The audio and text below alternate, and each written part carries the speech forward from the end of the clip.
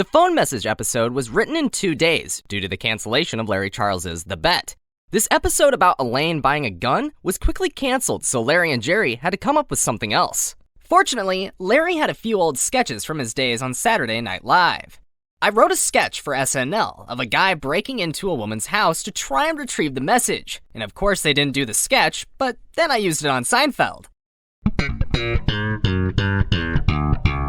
Years later, when Jason Alexander appears in the Car Salesman episode of Larry's Curb Your Enthusiasm, he mentions this storyline saying, "What is more jerky or putsy than going to a girl's house and stealing a tape out of her answering machine?"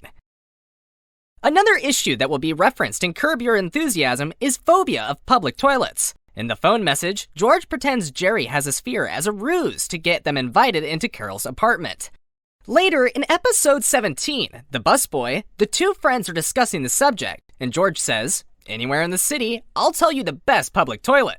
Then, during the Seinfeld reunion, which occurs in the 7th season of Curb Your Enthusiasm, Jerry talks about George's idea of an application called the iToilet. Well, it was more than a great idea. An iPhone application that leads you via your GPS to the nearest acceptable toilet, wherever you are in the world. On another matter, George mentions that his father wears his sneakers in the pool. This will be revisited in episode 66, The Puffy Shirt.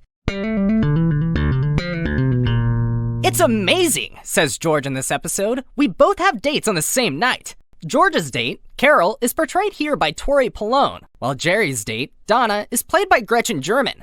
Polone had previously appeared in such TV series as Beauty and the Beast, Who's the Boss, and Freddy's Nightmares, as well as a TV movie, Sparks, The Price of Passion, starring Victoria Principal. According to IMDb, Seinfeld was Tory Polone's last role, but one of the first for Gretchen German, who is still acting to this day. She had roles in Murder, She Wrote, Home Improvement, Star Trek Deep Space Nine, and Will and Grace, to mention a few. The scene where Jerry and Donna talk over a glass of wine is a real mess as continuity is concerned. First, Jerry takes the cork out of the wine bottle, only for the cork to be back in the bottle in the next shot. Then, the bottle is back in his hand and there's wine in the glass on the left, but in the next shot, the glasses have been switched and the bottle is now on the right side of the screen.